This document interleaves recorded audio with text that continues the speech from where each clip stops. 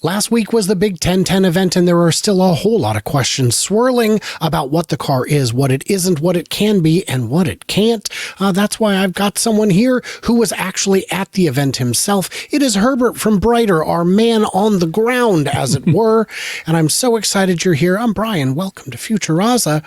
Herbert, how did you get back to your studio so quickly? I asked because it should have taken you 10 million years to make that flight. I can't help it. In 1903, New York Times predicted airplanes would take 10 million years to develop. 9 weeks later.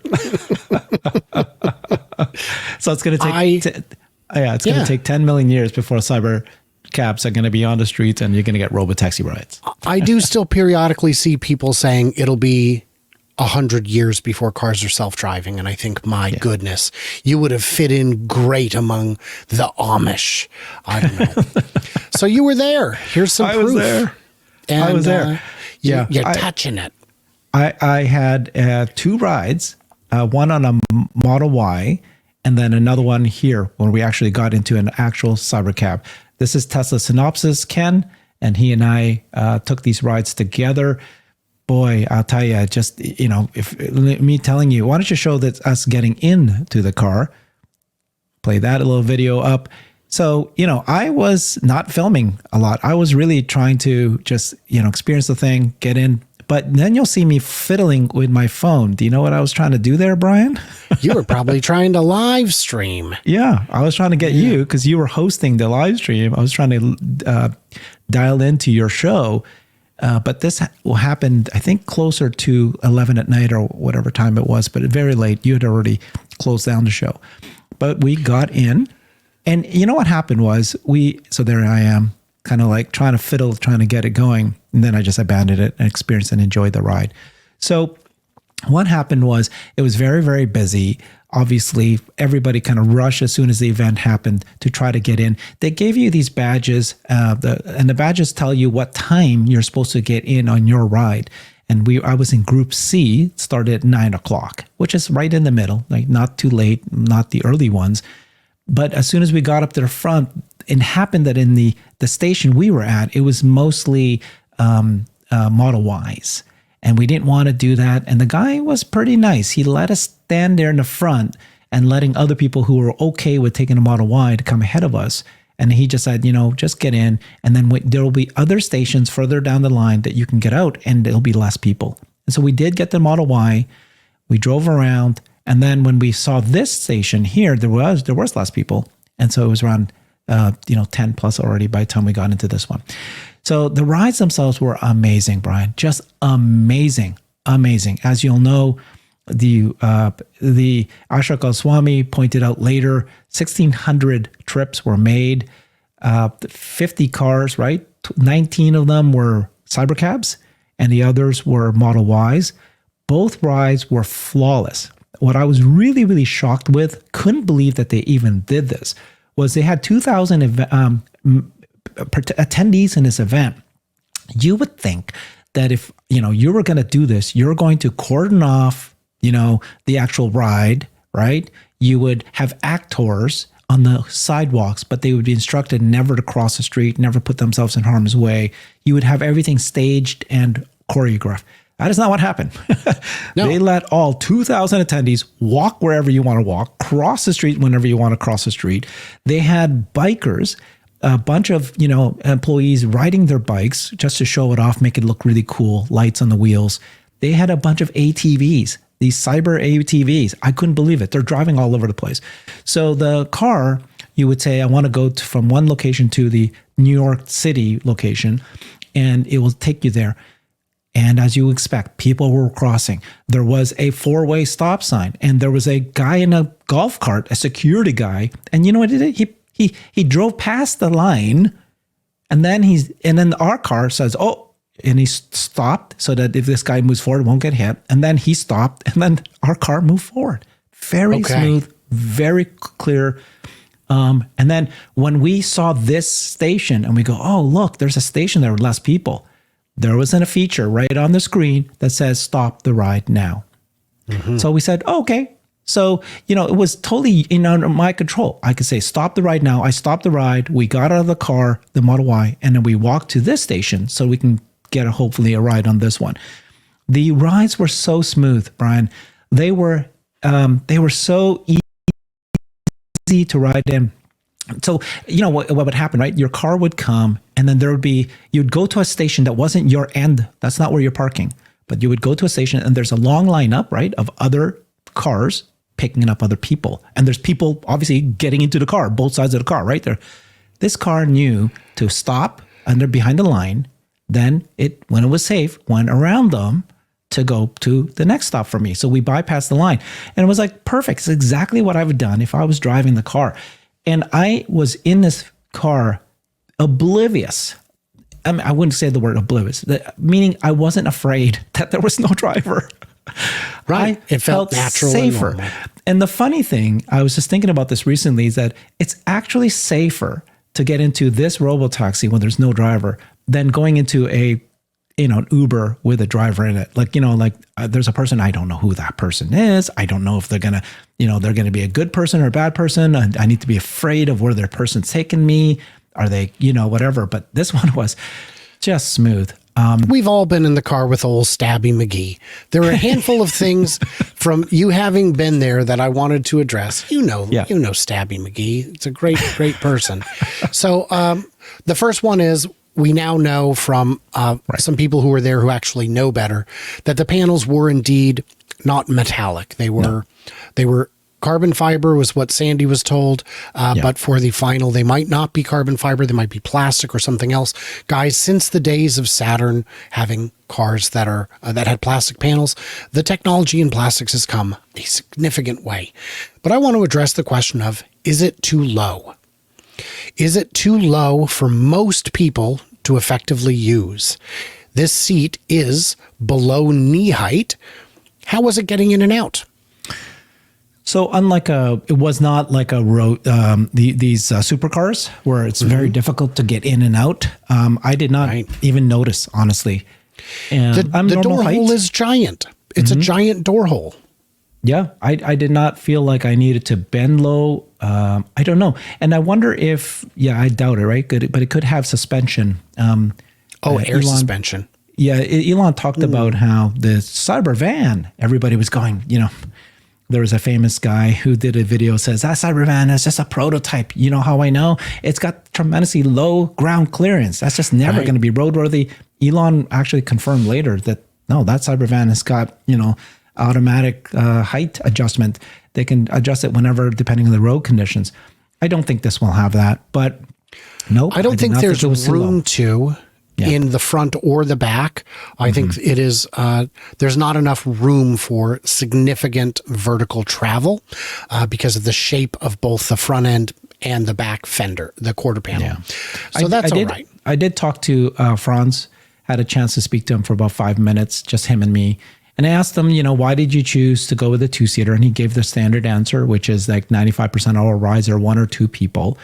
And then, the door handles, I didn't ask him this directly, but I heard later that some people are saying that, the butterfly wings of those doors, that could be, it could just be for looks. That's why they chose it, but it may not be the actual final design, right? Because if you have this, you're not going to be able to park at a supercharger. You're not going to be able to, and we know that now there's going to be wireless charging, but you're not going to be able to park in some parking lots. Why would you need to? Why would you need to get out of the car, park? I still think that this was designed just for looks, and then later they might change it. I don't know, but it just feels like a butterfly design may not be the most ideal. With as much time as we have between now and then, I think it's fine. Now, another one that I keep seeing, and it's very frustrating, is could they just make it a four-seater and sell it? And I'm looking at the size of it, and I'm just saying, there's just no way, man. There's just no way. I was hoping that roof line is very low. The amount of space, boy, if you think the Model Y's third row is tight, I mean, this is too tight. It's too tight. We had many conversations, you and I was giving my theory. Remember, we were talking about the unboxed model where you'd have the front and the rear right? Connected, and then they connect together, and maybe you can have multiple different kind of middles and make expansion. That's not what this is. I don't think you can take this design and add another row easily. Now, the Cybervan, that is exactly what the Cybervan is. In the future, they can create multiple variations of that Cybervan, but not this one. Now, the other thing on this that was pointed out by AJ on X is that this does not require a B-pillar. B-pillar is the column, the pillar that goes behind you. And that is an expensive item, and it is difficult. What this does instead is it has a rear wall. There is a rear wall behind you, which means you now have a better sound insulation, but you also need a substantially smaller sound system to get the same kind of amazing sound. But it means that if you were to remove that, then you're back to needing B-pillars. It's a whole different car at that point. It wouldn't necessarily make sense. Now, my question for you, and there is math involved. Yeah. Will this be... Could Tesla do this with remote operators? I argue they cannot. What? Why not? Because it's too expensive. What is the ratio? Well, first of all, what do you imagine Waymo's ratio of remote operators to vehicles is? I think it's 1-to-1. So that Cruise, when they had their accident, and then the government officials went and checked out what's actually happening. They reported that every 2.5 miles there's an intervention. Constant. And remember that there's a difference between disengagements and interventions, because a teleoperator can press a button on a screen and they don't consider that an intervention. Intervention is only when they take over the wheel and actually start driving it teleoperated. So they had that to every 2 months. So there's a person watching every ride, and then they go, looks like there's a construction worker. Stop the car, press a button, stop, go take this route. And then they say, do this. That's not an intervention, but that's what they're doing. So I think that Waymo's probably 1-to-1. There's a person watching every ride. That's why it costs so much. If Tesla did it today, what would be the ratio? So I think it's going to be 1-to-5, 1-to-10, even more. Okay. It could be, because I think this is fully automated. That's what they're designing for. That's what they're training it for. It recognizes construction workers. It knows how that. So I think that, but you will still need somebody just in case something happens. Sure. But that's why, but the question is today, what happens when they actually launch it next year? Okay. Well, let's get into the math. Let's get into the math. Ashok Goswami said just yesterday, he posted out saying that this is the next version 13 is very close to production ready. So let's say today it's 5 cars per operator. Right. And what percentage of the time is a car actually in use? Because I'll tell you, the people who paid for FSD are not under the impression that they will have to pay something additional for operators. So I think, but a lot of those people will immediately put them into the fleet and get them out there. Is it 30%? Is it like, what percentage of the day will those people's cars be in use? 10%? Only 2.5 hours a day? Because like if I go to work and then I leave at work and then I come back, that's 8 hours of the day. That's more than 50%. I think to be safe. No, you're saying 30% in use only, and then 70% is actually not in use, right? That you're using it yourself. 30% you're putting it to the network. No, I'm saying 70% it's parked. It's parked. 30% of the time it's in use. Okay, you think it's higher? 50? Yeah, I'd go 50-50, but I don't know. I mean, this is going to be... And what is the salary per operator that supervises a car? So this is the fun thing, okay? You could actually have an operator from Bangladesh. You can have somebody from Philippines. Okay. You don't need to have somebody in the U.S. do this, theoretically.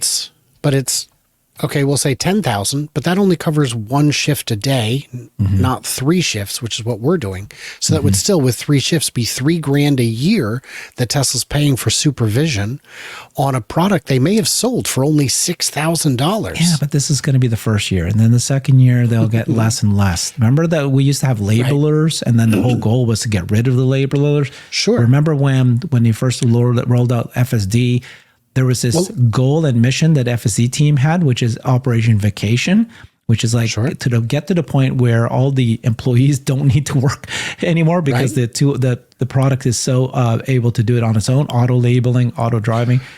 And that's Well, where let's we're at change today. this easiest variable here. Let's change this from 5 cars to the operator to 100, and now you're talking.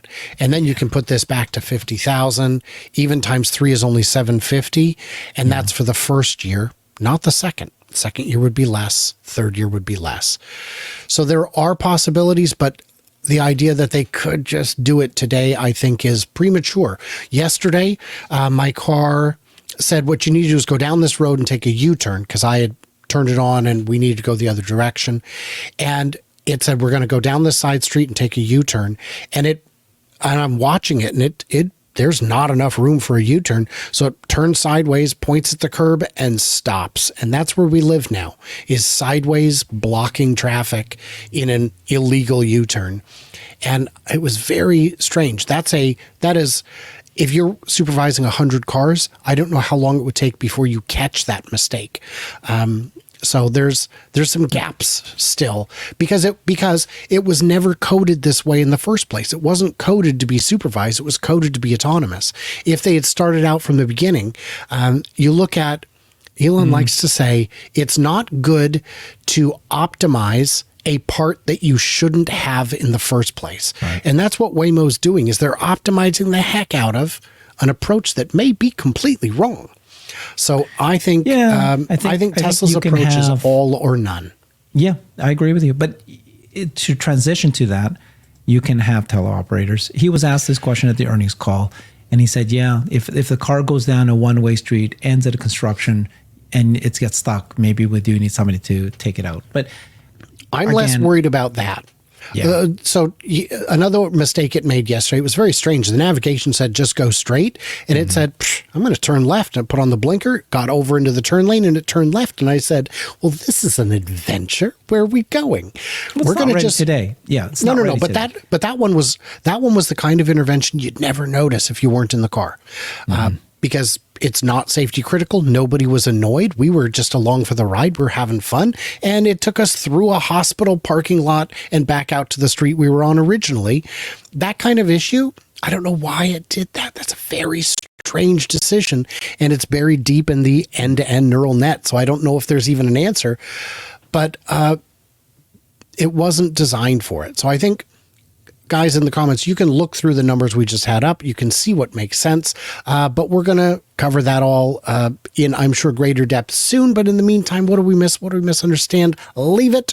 Head over to Herbert, see what he's up to, and stay tuned and juicy. And I cannot wait to hear from you clever robo-taxis when you get grok and learn to speak.